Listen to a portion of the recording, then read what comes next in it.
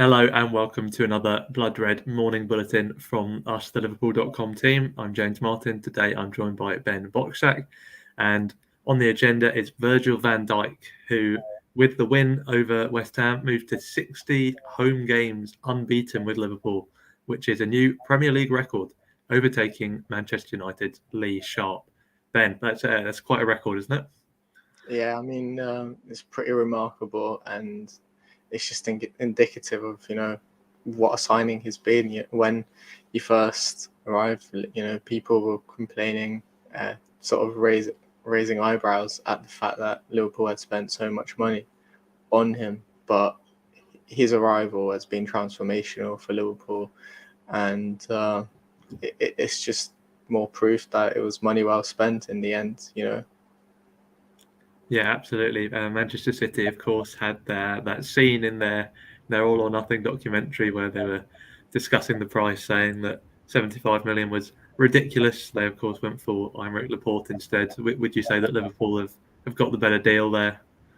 Absolutely. I mean, you look at that, and then how much money Man United spent on Harry Maguire, and it's all been vindicated. I think in the end, that there's no better defender in the world right now than Virgil van Dijk, and there hasn't been. I think in the past 2 or 3 years now, he's been at the top of his game, and he's every attacker's nightmare. And of course, in the middle of that 2 to 3 years, there was the injury setback, which brings us on to the big point of discussion this season, perhaps dying down in recent weeks with some of his recent performances. But the whole, is he back to his best? Is he at his peak levels? Do you think we've reached that point now? Yeah, I mean, it was always going to take him a little bit of time to settle into the rhythm and everything else. It was a serious injury, and to come back from that was going to take a bit of time in terms of getting his pace back, his match fitness, and everything else, just the rhythm itself.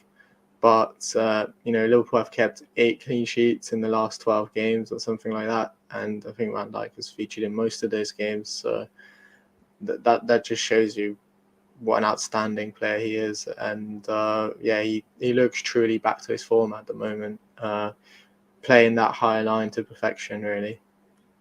Yeah, definitely. And you'd hope there's still a fair few years in the tank. It's always a tricky one with defenders assessing when they might plateau, when they might drop off the cliff. But as you say, no signs of that so far, despite the injury, which is probably bad news for Ibrahima Konate and Joe Gomez, who are kind of patiently waiting for their chance. But I mean, there's no way Van Dijk's getting ousted anytime within the next, 2 seasons. Do you reckon? Is an optimistic assessment? Absolutely. I mean, maybe that's a bit pessimistic, because he's only 30, 31. And if you look at the likes of Sergio Ramos, who played at Real Madrid until it was 36, he is going through a bit of an injury bout at the moment, but he did play for a very long time, and other centre-backs as well. They do tend to be able to play at a very high level until their mid sort of 30s. So, maybe even a couple of extra years for Van Dijk. Yeah, I meant optimistic on the part of Joe Gomez, waiting for his chance. But yeah, you've got Thiago Silva as well, Yeah. of course, haven't you? Going strong at 38 or something ridiculous now. So yeah, there's definitely examples of those kind of players out there. Maybe with the really high line, it's a bit different. Perhaps if you tried to drop Thiago Silva into that system, it might not be the most successful. But yeah, like you say, I mean the sports science is there. Players are playing longer anyway, and as you say, with the position, there seems to be a history of players being able to go on for longer. We're all hoping Van Dijk falls into that mould, except maybe Joe Gomez. But yeah, so I mentioned Lee Sharp held the record before. Obviously, a good player, but not necessarily. You'd look at him and say he's the reason why United went 59 games at Old Trafford unbeaten when he was playing. Whereas Van Dijk, would you say he's been a central part of those 60 unbeaten Anfield games? I think so. You only have to look at the games he didn't play last season at Anfield and how many defeats there were in there. I mean, obviously, other factors came into effect there. Other players were missing in those games, and the crowd was also missing, which I think is a very significant factor as well. But overall, he has been an integral linchpin of that side, and I think no one's disputing that, because without him, I don't think it would have been possible for Liverpool to win the trophies that they did as well. Is he Liverpool's most important player? That is a tough question. I would say he is definitely in the top two. But to be fair, I think AFCON proved that he is, because I think before that there was an argument for maybe Sadio Mane or Mohamed Salah, but Liverpool coped well with their absence. Whereas if you look at last season and see how Liverpool coped without Virgil van Dijk, it wasn't really the same. So perhaps he is. Perhaps this January proved it. It's an interesting one. I knew that was a mean question, and fair play for getting off the fence eventually there. That's a strong answer. I think you could make a similar thing with Alisson. Obviously, we've had a smaller sample size with him out the team, but Kelleher came in and Liverpool still looked very good. So, yeah, maybe Van Dijk is that one irreplaceable cog in the team. So yeah, it's there's always been a case of has he been making his partners look better? Has his partners made him look better?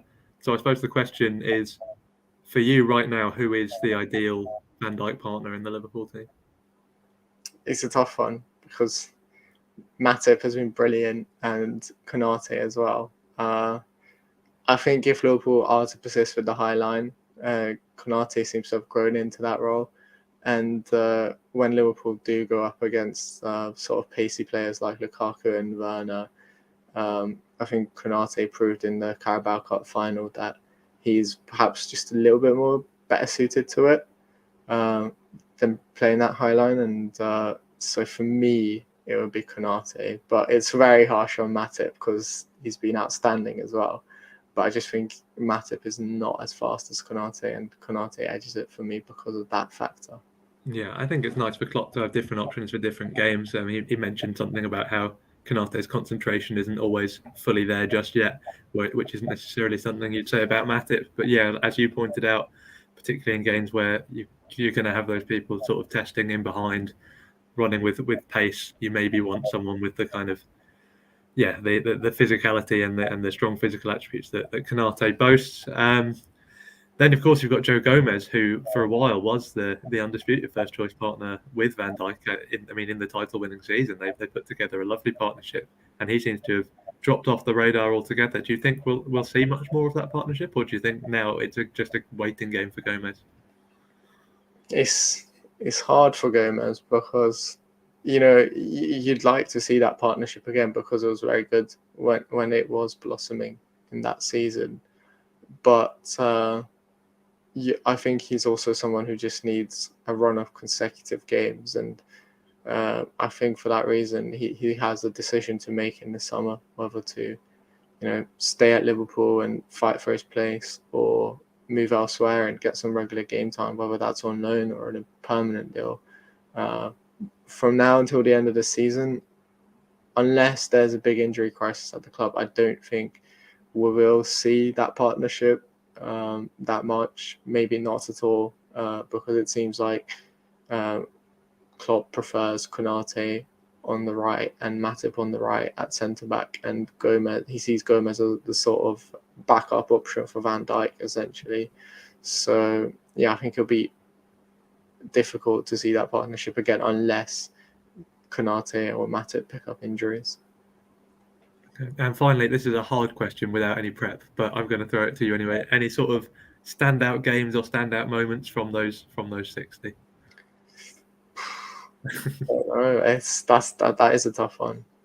I mean, the Leeds one was pretty good recently, and just because Liverpool kept a clean sheet in that one and Van Dijk scored, but his first game at Anfield as well was pretty special against Everton when he scored in his debut. So I'd say those two. Maybe his debut, just because there was question marks around him at the time, and comes into the team. Liverpool looked completely changed already, and then he scores as well on top of that. So there's no better start than that, I think. Yeah, I don't think there'll be too many arguments with that. So yeah, that pretty much wraps us up. A brilliant 60 games for Van Dijk. Hopefully he's to another 60 plus more. This has been the morning bulletin from Blood Red. Hopefully you'll join us again, not tomorrow because it's a match day, but we'll be back Wednesday morning. So join us then. Meanwhile, check out all of our written content on liverpool.com. Thanks a lot for listening.